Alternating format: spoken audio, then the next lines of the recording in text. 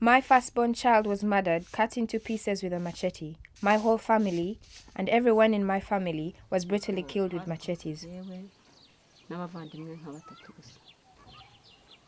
I strongly believe that I behaved like an animal. I killed 3 people with my own hands. I hunted the Tutsis down with all my energy. I helped other killers to plan their murders.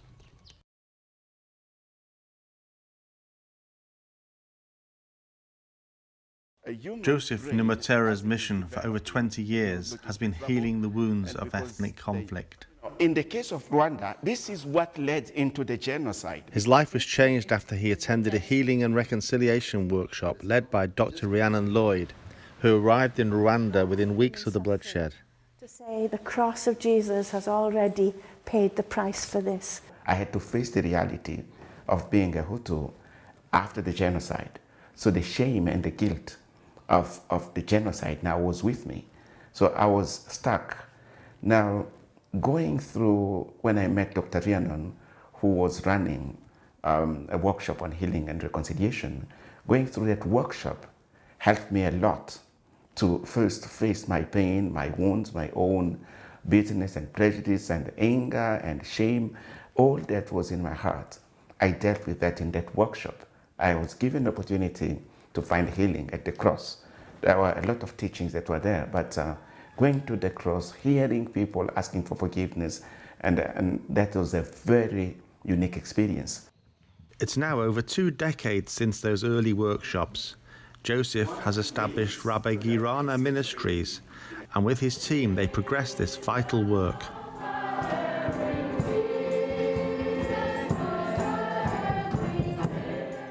This couple have a powerful story to tell. Elaine watched as the Hutu killers murdered her family. Eliza, who was part of the Hutu militia, then took advantage of her as she sought refuge. The workshops have changed their lives. Because we had never dated before, we made a loveless couple, and obviously it was difficult between us. Days went on in that kind of life. He loved me very much and tried to treat me nicely, but I had no heart for that.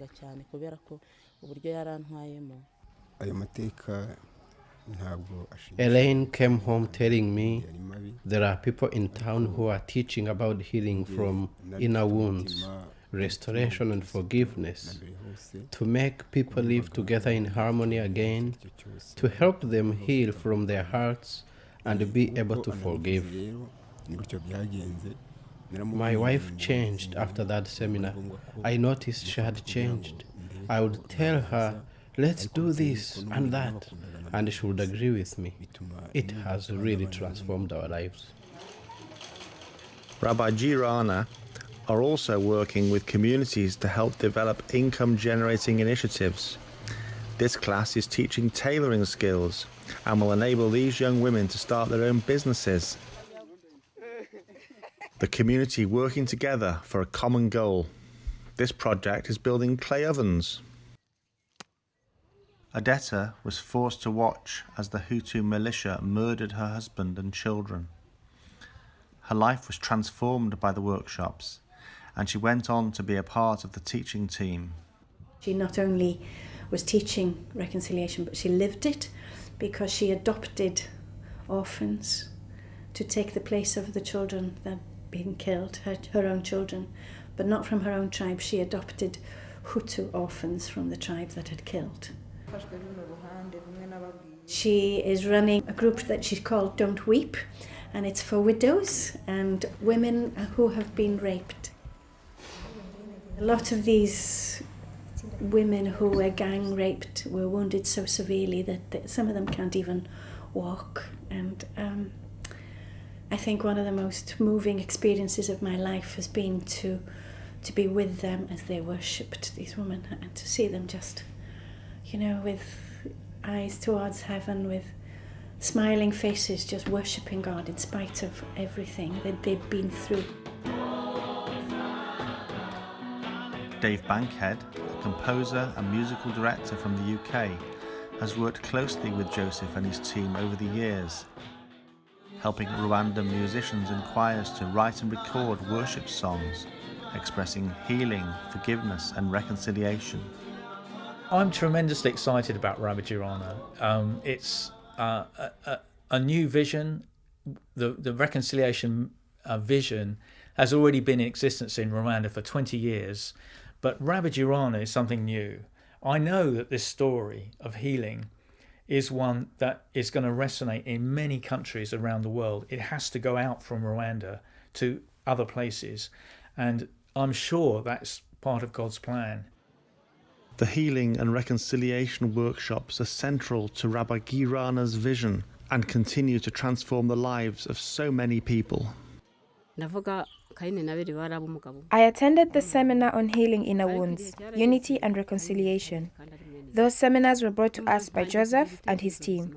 At some point, I felt the message of the teaching penetrate my heart. I slowly started feeling that not all Hutus are evil. Now I love Hutus. They are great people. They are people of God. I love them very much. When I attended the healing workshop, I met the close relatives of the people I had killed with my own hands. I confessed everything I had done, describing my crimes, and those Tutsi family members were the first to come to me to offer forgiveness. This brother and sister lost almost all their family in the genocide. The workshops helped David to accept his sister Jeanvier's choice to marry a Hutu. Before then, I always felt that I had to revenge my family and exterminate all Hutus.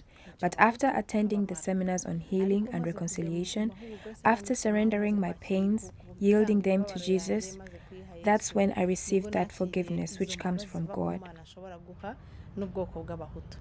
A Hutu man stood up and asked if there would be a Tutsi who would accept coming forward to forgive him and receive his embrace. I volunteered for it, and I realized I could learn to forgive.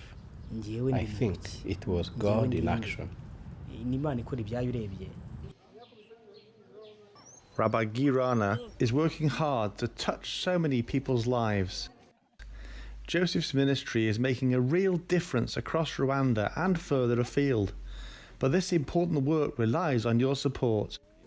Like any other ministry, they need financial support. They need people to really get behind them and provide that kind of finance that they need so they can run some of these practical programs. Some of the things they're doing are actually changing the way families are. They're bringing education, they're bringing healing, they're bringing practical skills.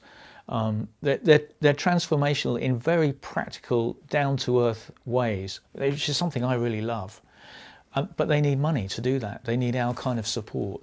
This work is very important to the people of Rwanda, but also other people around the world.